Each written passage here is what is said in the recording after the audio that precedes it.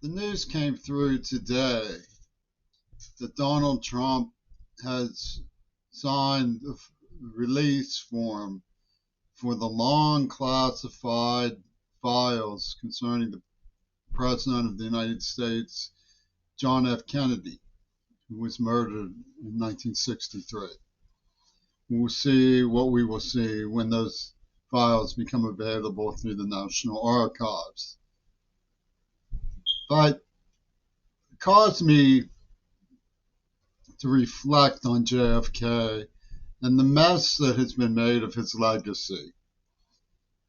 He clearly was the liberal that was targeted as the stereotype of all liberals. And the way that he's been denigrated is through association with Marilyn Monroe, for example, whose image appears on the first Playboy magazine. And the idea of unlawful carnal knowledge being the um, real soul force of liberalism, in other words, self destruction. And all of that came into loggerheads under Reagan when the AIDS virus attacked anybody who was um, at large and available. So, what we saw in the Playboy generation was more the GI Bill crowd.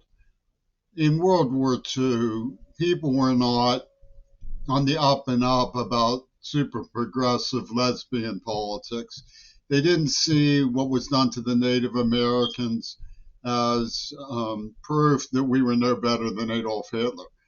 Most of the GIs couldn't fathom how something like the Holocaust could be underway and wanted to put a stop to it.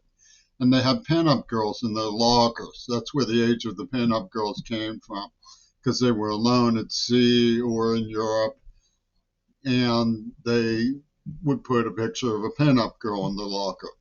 And that's how Playboy became popular.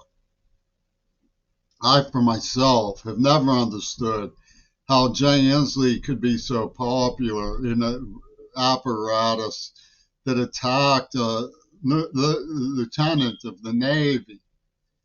Um, my father was a veteran of Leyte Gulf. It's true that he was lived a long life and was married a few times. So he was one of the people who abandoned his children, and that made me a marked man in the handbook of those who believed that liberalism was the sole force of unlawful carnal knowledge. They went so far as to associate us with Satanism. So Kennedy was done in, it was like a ritual um, sacrifice of a satanic child to apologize for the great sins. And if you look at Iran's refusal to get nuclear weapons, which I applaud, I mean, I think that it shows their spiritual mysticism.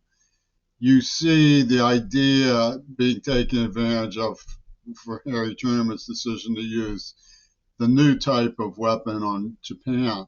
So, in the Reagan semiotics I've unearthed, Kennedy was executed as atonement for Hiroshima. And this is blood curdling reality gets integrated into zombie movies and stuff.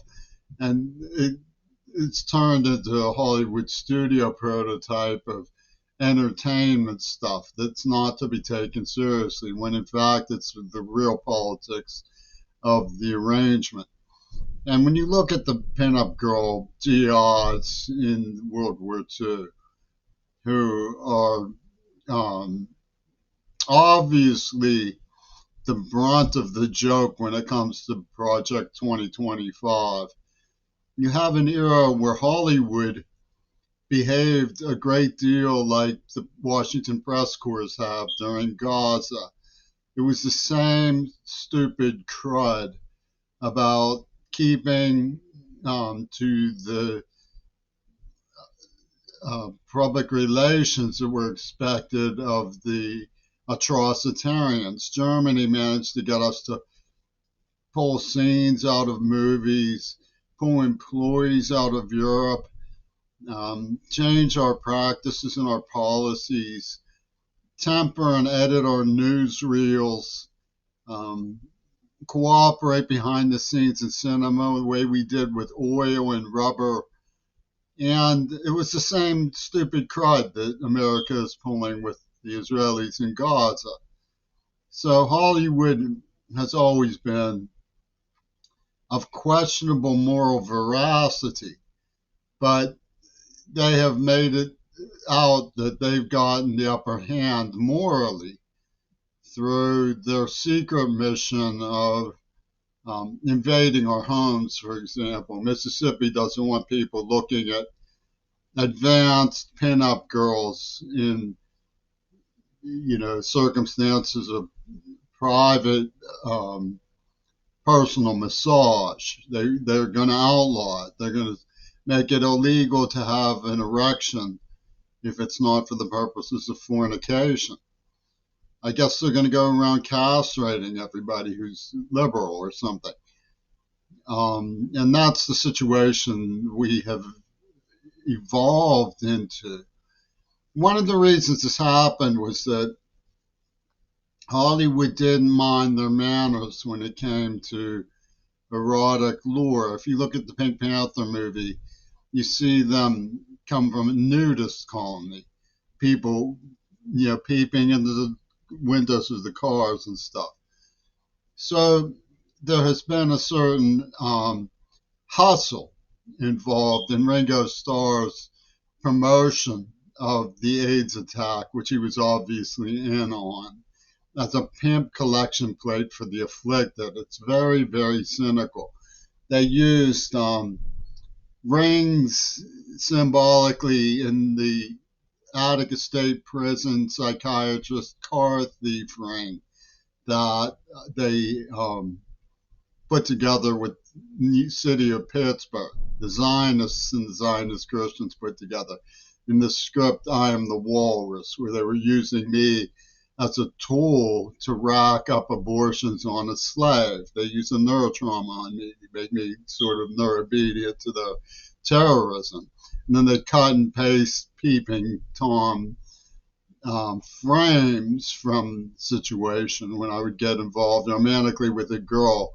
I became very enslaved to the emotional support because of the trauma that had been inflicted upon me as a child.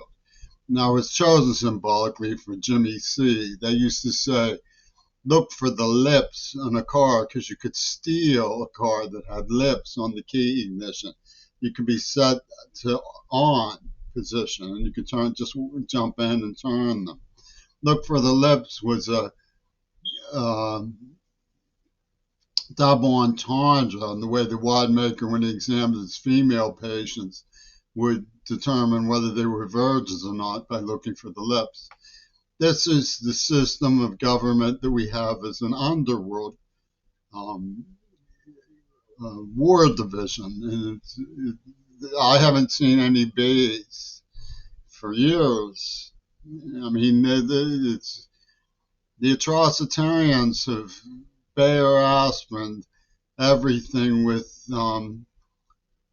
pesticides. I mean, it's gotten pretty creepy, in my humble opinion, where a man who is duty bound and fulfilling his tasks gets poisoned for having a pinup girl at his wall. There's one, Emily Strange. She says, I want you to leave me alone. That's my pinup girl. I want you to leave me alone.